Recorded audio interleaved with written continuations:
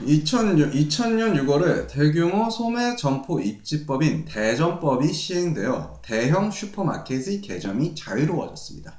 이는 20세기가 막을 내릴 무렵으로 1990년부터 2000년대에 걸친 미국 일본 구조협의에 따른 규제 완화의 움직임 속에서 생겨났어요. 다국적 기업이라 일컫는 기업은 이미 싼 임금을 찾아 신흥국으로 생산 거점을 옮기고 그 시장을 잠식하기 시작했습니다. 미국의 대기업 슈퍼마켓도 자국만이 아니라 신흥국으로 시장을 확대하려 했어요. 일본의 슈퍼마켓도 이에 대항하는 형태로 대형화하여 체인점을 전개해갔죠. 글로벌 표준 시장 개방이라는 구호를 바탕으로 대도시역 앞에 대형 슈퍼마켓과 백화점이 들어서기 시작하자 손님들의 발걸음은 그동안 이용하던 마을의 소규모 상점가에서 점점 더 멀어져 갔습니다. 1964년까지는 긴자나 니혼바시 중심부에 있는 백화점을 제외하고는 모든 것이 갖춰져 있는 편리한 장소가 없었어요. 상점가의 작은 점포와 대량으로 구매하면 좀 더 저렴한 가격으로 제품을 살 수 있는 대형 슈퍼마켓은 당연히 판매 가격에서 차이가 날 수밖에 없어서 작은 점포는 자연히 운영이 힘들어졌어요. 도쿄올림픽이 마을의 경관을 바꾸고 난 10년 후에는 일본의 고도 경제 성장도 막을 내렸습니다. 그때부터 이후 17년 정도는 일본이 가장 안정적인 성장을 계속한 시대임과 동시에 일본인의 노동관, 경제관, 행동양식, 가치관을 전환시키는 일이 차례차례 일어난 시기이기도 했어요. 문명의 진전은 편리성 추구에 발맞춰 가속화되었고 과학기술도 비즈니스도 시간의 단축에 초점을 맞췄어요. 그것은 그대로 비용이 절감되어 다른 분야로 예산을 넘기거나 남은 시간을 사용할 수 있게 되었죠. 1950년대 일본에 과연 남는 시간이라는 개념이 존재했을까요? 남는 시간, 즉 여가라는 개념이 정착한 것은 그 훨씬 이후부터였어요. 여가의 출현은 사람들이 먹기 위해 살아가는 시대에서 즐기기 위해 살아가는 시대로 방향을 전환하는 계기가 되었습니다. 주 5일제가 기업에서 시행된 것은 1980년대 중반 이후예요. 주 5일제 시행이야말로 일본인이 노동의식과 생활의식을 크게 전환하는 계기가 되었어요. 이전에는 휴일이란 일에 지친 몸을 쉬게 하는 말 그대로 휴식일에 불과했지만 이후 주말에는 가족과 함께 유원지나 공원에 나가거나 짧은 여행도 떠날 수 있게 되었어요. 이전의 많은 일본인에게 살아가는 것은 일하는 것과 거의 같은 의미였어요. 하지만 주 5일제가 시행되면서 일한다는 것의 의미가 조금씩 변해갔습니다. 사람이 일을 하는 것은 단순히 살아가는 것이 아니라 일해서 번 돈으로 여가를 충실히 보내기 위함으로 바뀌었죠. 일본인의 생활의식이 노동 중심에서 소비 중심으로 이행해갔음을 의미해요. 여기에 문제가 있다면 노동이라는 인간 고유의 활동을 통해 사람들이 만들어낸 가치관과 윤리관이 소비가 만들어낸 가치관과 윤리관에 급속히 침식당했다는 것이에요. 살아가는 것과 일하는 것을 같은 의미로 받아들이던 사고방식보다 돈을 위해 일한다는 생각이 지배적이 되었어요.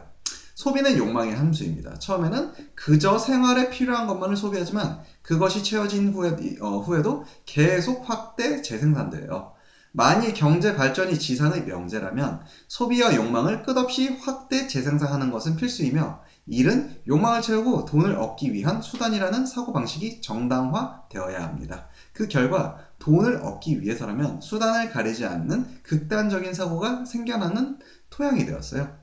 도쿄올림픽 이후 수십 년에 걸쳐 가장 크게 변한 것은 생산자와 소비자의 관계예요. 생산자 혹은 대기업과 소비자의 관계는 점점 비대칭이 되었어요. 생산자가 가치를 만들고 소비자가 그 가치를 취하는 담례로 대금을 지불해요. 생산자가 소비자의 만족에 기뻐하고 소비자가 생산자의 노고에 감사하는 개별적인 관계는 대량 생산, 대량 소비의 시대에는 희박해질 수밖에 없습니다. 대량 생산의 시대에 생산자에게 소비자는 투입한 자본의 회수, 즉 이윤만이 부각되는 수의적 기호예요. 현재 생산자는 항상 이윤을 가져다줄 소비자를 찾습니다. 그러나 대량 생산, 대량 소비의 시대가 영원히 계속되리라는 사고에는 근본적으로 무리가 있어요. 지구상에는 새로운 개척지로서의 소비지가 별로 남지 않았습니다. 도쿄는 다이쇼 12년인 1923년과 쇼와 20년인 1945년 두 번에 걸쳐 엄청난 타격을 입어요. 바로 관동 대지진과 패전이에요. 고작 20년 동안 두 번이나 도시 전체가 타버려 허허 벌판이 되고 잔해 더미가 쌓이는 경험을 했습니다. 쇼와라는 시대, 그것도 도쿄 올림픽 이전의 일본은 이 초토화된 폐허 속에서 국가의 형태를 재정비하기까지 전후 20년 1945년부터 1965년간의 시간을 함께 했어요. 이 무렵에 일본인이 가난한 살림 속에서도 힘들어하기는커녕 오히려 즐거워하며 하루하루를 이어갔다는 사실에 가스미는 주목하고 싶어요. 전후 쇼와를 특징짓는 풍경의 배후에는 공통적으로 가난이 있었어요. 소설가이자 평론가인 하시모토 오사무의 에세이 중에 아주 재미있는 제목이 있는데 바로 가난은 옳다라는 의표를 찌르는 제목이에요. 가스미는 하시모토의 에세이에서 젊은 남자는 가난하기 마련이며 그것이 또한 강점이라고 한 말에 주목했습니다. 특히 젊은 남자가 자신의 강함을 나타내려고 불을 사용하면 그 사회는 쇠약해진다는 사고방식에는 강한 흡인력이 있어요. 여기서 말하는 가난이란 젊음의 별칭으로 강함이나 아름다움과 같은 의미여야 마땅하며 인간의 근원적인 강함은 가난이라는 벌거벗은 인간에게만 존재한다는 말이에요. 달리 말하면 가난은 야생을 의미해요. 진보나 발전은 야생에만 존재합니다. 불하는 무기를 손에 넣은 순간 인간은 이미 젊음을 잃어버리고 진보나 발전하고는 무관한 존재가 되어요. 여기에 하시모토만의 역설이 잠재되어 있습니다. 부는 누구나 동경하는 욕망의 대상이지만 일단 그것을 손에 넣으면 인간은 가장 중요한 것을 잃어버립니다. 야생과 부는 이율배반적인 관계에 있기 때문이에요. 가스미가 말하는 쇼와 시대 초기의 어른이란 아직 부를 손에 넣지 못한 사람들이며 그렇기 때문에 야생과 젊음을 축적하고 있었습니다. 당시 일본 사회는 그런 사람들에 의해 지탱되고 있었어요. 하지만 그들이 부를 손에 얻을 그 무렵부터 일본인에게서 야생이 사라져갔어요. 이 민주화의 과정에서 서서히 출산율이 떨어지기 시작하여 경제 성장률은 한계점에 이르게 되었어요. 오늘의 일본은 부를 얻고 야생을 잃어가고 있어요. 대체 일본은 앞으로 어떻게 이 공경을 극복해야 할까요?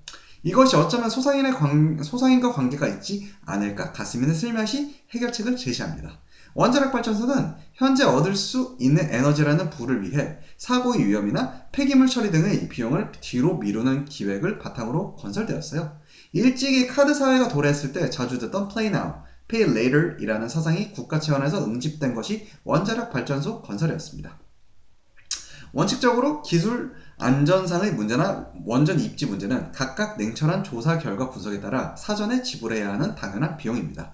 그러나 자연재해에 따른 영향이나 장기간에 걸친 역학적 영향까지 시야에 넣게 되면 그 비용은 거의 무한대, 인피니티로 팽창해 버립니다. 그래서 생각해낸 것이 장래에 일어날지도 모를 비용을 현재 가치, present value에 적용하여 가장 싼 값으로 사들이는 난폭한 방법이었어요. 미래에 일어날지도 모를 위험이라는 비용을 원전이 들어설 지역에 지불하는 위로금 명목의 비용으로 과목을 변경한 것이에요. 공공시설 건설이나 고용 확보, 보조금 등의 형태로 미리 지불을 끝냄으로써 근원적인 위험이나 폐기물 처리 부담에 드는 비용을 은폐해버렸습니다. 입지와 리스크 문제 역시 돈을 개입시킴으로써 지역 번영이라는 문제로 환원했어요. 어떤 일이든 돈의 개입으로 본래의 문제가 미묘하게 다른 것으로 전환되었습니다. 일본이 가난했다면 이런 발상은 생기지 않았겠지만 풍요를 획득했기에 그 풍요를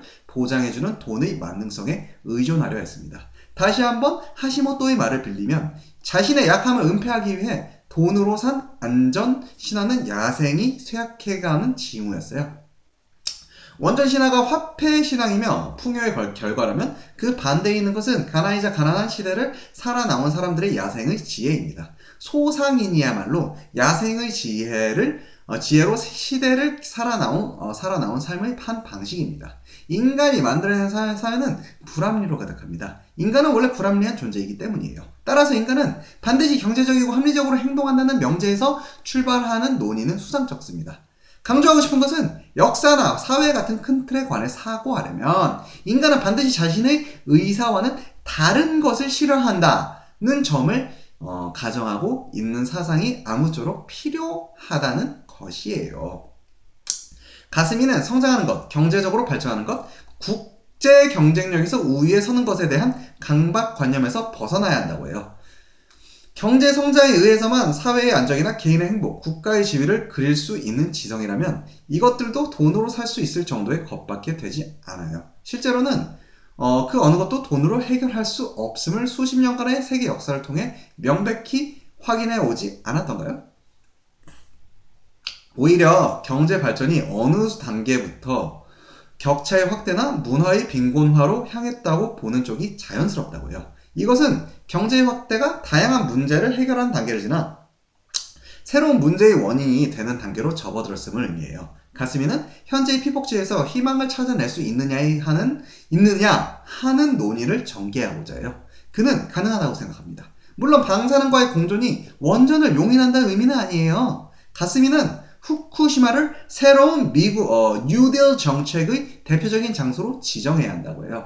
이 지역에는 많은 중소 영세 기업이 있었지만 대부분 부득이하게 폐업하거나 조업이 중지되어 많은 사람들이 일자리를 잃고 말았어요. 실업자가 취업할 곳을 찾으려 해도 어디든 신규로 사람을 채용할 여유가 없는 것이 현실이에요. 고용이 회복되어야 이를 통해 사람들이 그 땅에서 살아가요. 후쿠시마의 부흥이란 이런 것이에요. 만일 국가가 무언가를 이루고자 한다면 먼저 생명의 안전을 보장하고 원전 사고를 뒤처리하는 방법밖에 없어요.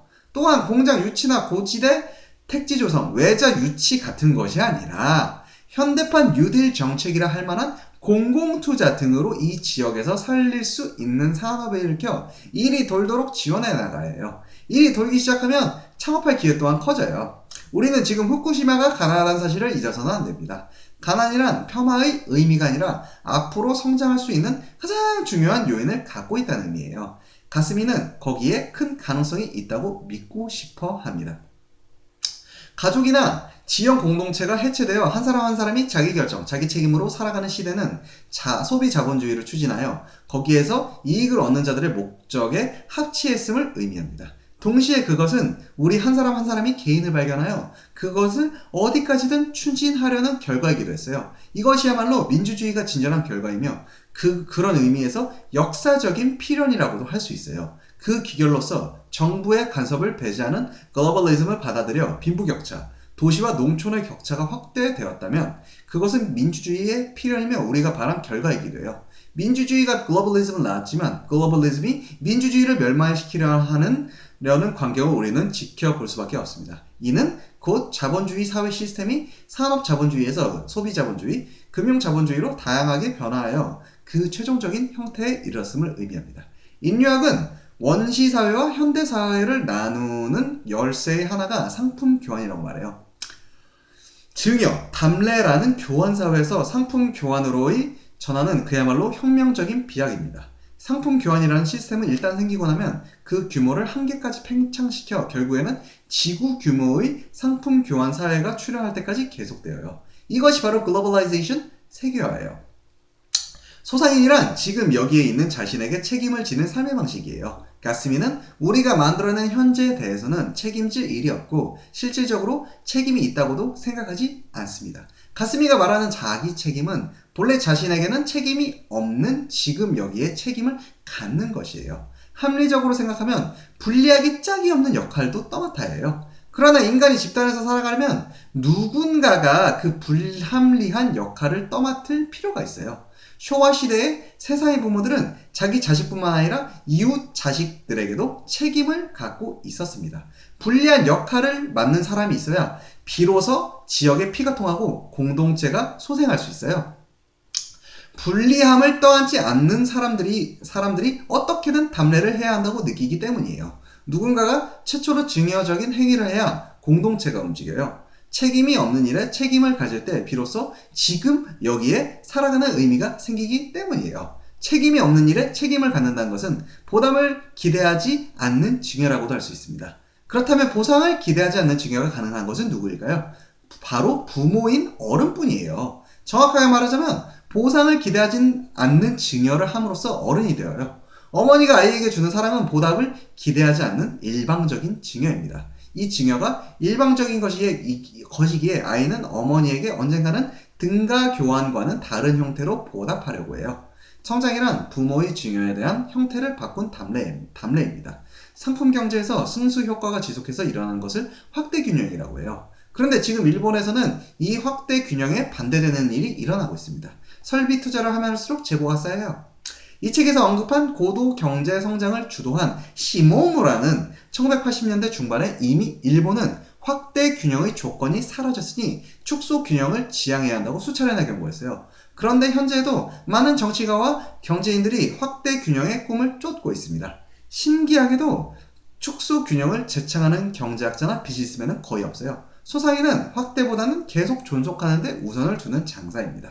소상인은 사업 방식, 사원 한 사람 한 사람이 만들어낸 팀워크, 회사가 지향하는 방향, 경영자의 신념이 소상인적인 휴먼 스케일 축으로 구성되어 있음을 말해요. 확대보다 지속을, 단기적인 이익보다 현장의 한 사람 한 사람 노동의 의미나 기쁨을 음미할 수 있는 직장을 만드는 것, 그것이 삶의 긍지로 이어져 날마다 노동 현장에서 작은 혁명이 일어나는 회사 말이죠. 가스미는 이런 회사의 예로 개인 정밀공업이라는 회사를 드네요.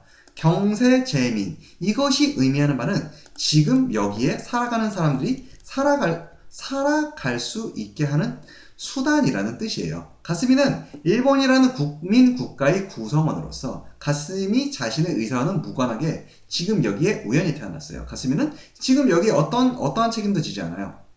그래도 가스미는 책임이 없는 지금 여기에 책임을 지고 싶다고 합니다. 가스미의 우연을 필연으로 바꾸려면 이 방법밖에 없기 때문이에요. 저자가 하나의 시대에 살아가고 있다는 확실한 증거는 그가 그의 우연을 필연으로 바꾼 데서 생겨납니다. 자, 이렇게 해서 사과책방 한 35번째인가? 맞습니다. 35번째 골목길에서 자본주의의 대안을 찾다 에피소드를 여기서 마치도록 하겠습니다. 시청해주시고 청취해주신 여러분 대단히 감사합니다. 바이.